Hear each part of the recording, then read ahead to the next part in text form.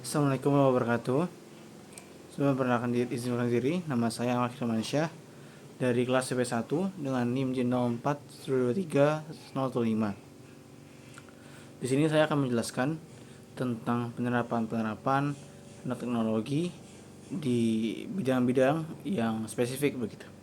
Mungkin pertama-tama kita perlu membahas terlebih dahulu apa itu secara singkat nanoteknologi begitu. Dan teknologi adalah suatu bidang ilmu begitu yang mempelajari teknologi yang berukuran atau sesuatu yang berukuran nano, sekitar 1 sampai 100 nanometer itu bisa disebut teknologi. Nah, jadi ada cabang-cabangnya teknologi ini. Misalnya teknologi bercabang pada nanobubble, nanomaterial, nanokomposit, ada nanologam dan lain-lainnya. Yang memang sering digunakan ataupun sering diterapkan adalah nanologam. Nah, penerapan sangat luas, bisa pertanian, bisa lingkungan, bisa pangan dan lain-lainnya. Klinis gitu ya. Banyak banget farmasi, banyak banget untuk penerapannya. Mungkin sini saya akan fokus pada penerapan pertama yaitu lingkungan. Jadi kita tahu bahwa banyak nano, khususnya nanologam yang memang dapat meningkatkan efisiensi dalam penyerapan kotoran, baik itu udara maupun itu air.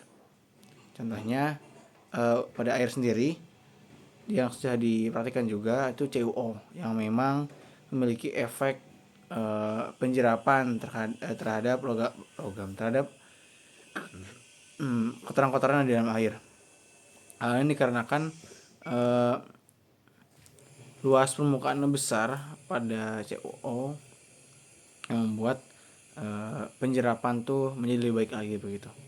Nah, ini dapat diterapkan pada nanokomposit di antara logam dengan misalnya CuO begitu dengan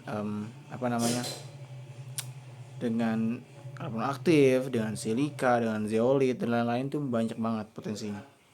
Lalu juga pada penjernihan air juga ada aerogel. Aerogel juga dibentuk dari nanosilika. Kita tahu bahwa aerogel ini adalah suatu bahan yang memang dia tuh volumenya besar dengan massa yang kecil. Jadi dia mempunyai massa jenis yang kecil. Ya memang bisa digunakan pada sistem penjernihan, pada pemisahan minyak dan air. Nah, hal ini tentunya dapat ditambahkan juga pada aerosol sendiri itu bisa ditambahkan karbon aktif, ditambahkan hal lain yang memang dapat meningkatkan lagi dari sisi penjerapannya begitu. Karena ada juga contoh seperti aerogel karbon yang menggabungkan dengan nanosilika dan karbon jadi menjadi satu aerogel yang memang bisa disebut nanokomposit begitu ya, karena ada dua komponen di situ. Lalu juga pada bidang lingkungan misalnya tanah begitu, kita tahu bahwa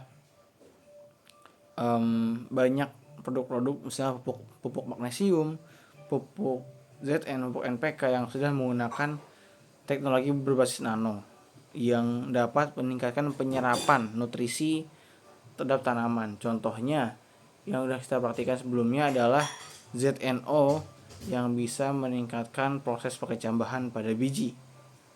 Dimana kita tahu sendiri bahwa memang terbukti di mana ZNO ini memang dapat meningkatkan jumlah kecambah yang tumbuh dalam variabel waktu yang sama dengan kontrol negatifnya begitu. Jadi banyak juga beberapa pupuk yang menggunakan NPK yang menggunakan sistem nano sehingga kandungannya seperti kalium, fosfor dan lainnya itu dapat terjerap dengan lebih baik di tanaman. Karena sifat tersendiri dari nanoteknologi sendiri adalah reaktif. Dia jauh lebih reaktif, jauh lebih mudah diserap dan lain-lain. Menyebabkan banyak penerapannya dilakukan ataupun ditambahkan karena tadi dia lebih reaktif dibandingkan bulknya begitu. Jadi dengan mengubah bulknya itu menjadi nano itu dapat menjadi lebih berkali-kali lipat lebih efisien dalam penggunaannya sehingga dapat meminimalkan harga ataupun ya harga yang terpakai gitu ya, produk ataupun ya harga istilahnya modal yang digunakan karena bisa mencapai efisiensi yang tinggi dengan kuantitas yang lebih rendah begitu. Mungkin sekian dari saya. Mohon maaf bila kesalahan. Wassalamualaikum warahmatullahi wabarakatuh.